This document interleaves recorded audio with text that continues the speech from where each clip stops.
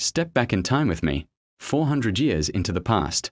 We are heading to the year 1600, to a city on the edge of Europe, a place of conflict, culture, and transformation. This is Dublin, the heart of English power in Ireland.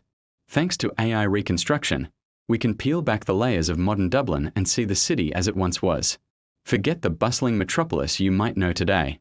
The Dublin of 1600 was a small, walled city, a fortress in a land that was far from conquered.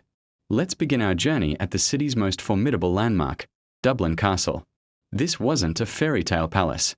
It was the nerve centre of the English administration, a symbol of royal authority. Imagine towering stone walls, stone gatehouses, and the constant presence of armed guards. Inside these walls, the Lord Deputy, the King's representative in Ireland, held court. This was where policies were made, where justice, or what passed for it, was dispensed, and where the English elite lived, separated from the Gaelic world outside. The castle complex was a city within a city.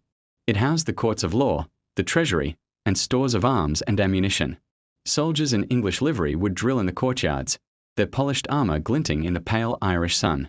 The air would be thick with the sounds of blacksmiths hammering, horses neighing, and the formal, clipped tones of English officials discussing matters of state and war. For the English settlers, the castle was a sanctuary. Now, let's step outside the castle gates and into the city streets. Dublin in 1600 was compact, covering an area you could walk across in less than 20 minutes. The streets were narrow, winding, and often unpaved. Timber frame houses with jetted upper floors leaned over the cobbled lanes, almost touching their neighbours across the way. The ground floors of these buildings were workshops and shops. You'd see bakers pulling bread from wood-fired ovens, their shops filling the air with a warm, comforting smell.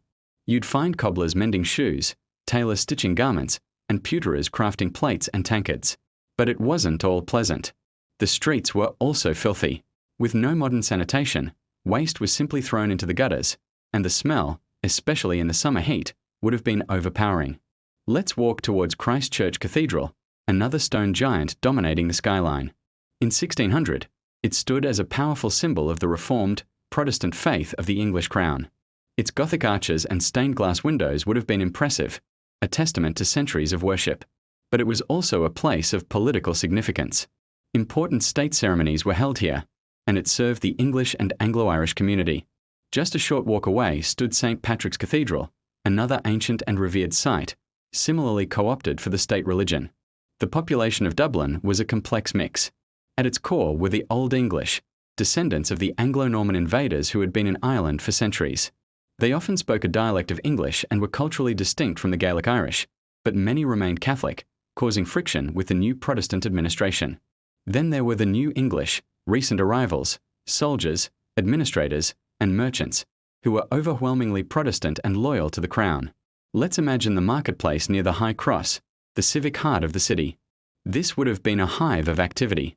Farmers from the Pale, the area of English control around Dublin, would bring their produce to sell, vegetables, grains, and livestock.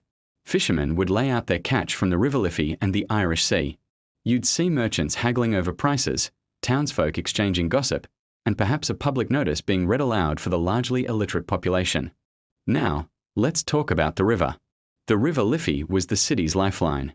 It wasn't crossed by the elegant bridges we see today. There was just one bridge, a stone structure known simply as the bridge, connecting the city to its northern suburbs. The river was a working artery. Small ships and boats, called gabards, would navigate its waters, bringing essential supplies like coal from England, wine from France, and other goods. The quays would be. The river was the city's link to the wider world, to England, and to the ongoing colonial project. Education was also taking root. Just outside the eastern walls, a new institution had recently been founded by order of Queen Elizabeth I, Trinity College Dublin. Its purpose was clear: to produce Protestant clergymen and loyal administrators to serve the Crown in Ireland. It was an intellectual fortress, designed to promote English culture and the Protestant faith in what was seen as a land of Catholicism and barbarism. The young men studying there, all male of course, would have been part of the new English elite, destined for careers in the church or government. But Dublin was a fortress for a reason. Beyond the city walls lay a very different Ireland.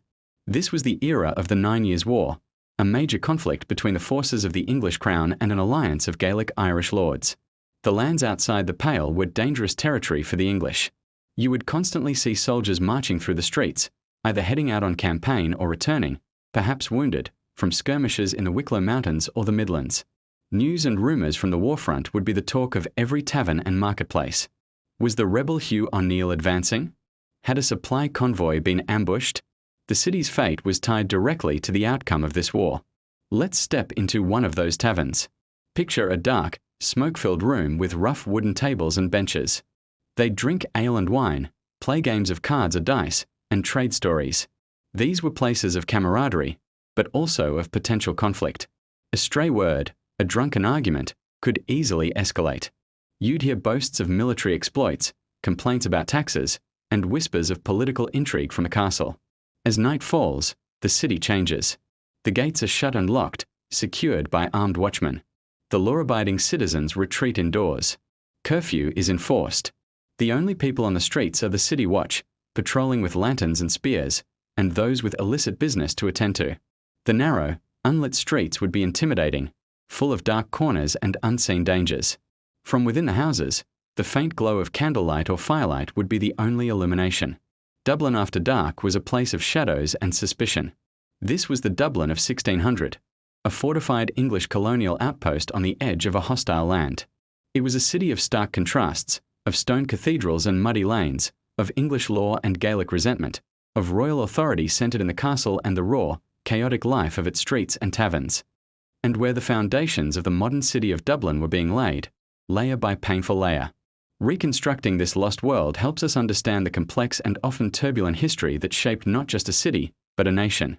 Thanks for joining me on this journey back in time. If you enjoyed this glimpse into the past, don't forget to like, subscribe, and hit the notification bell for more historical reconstructions.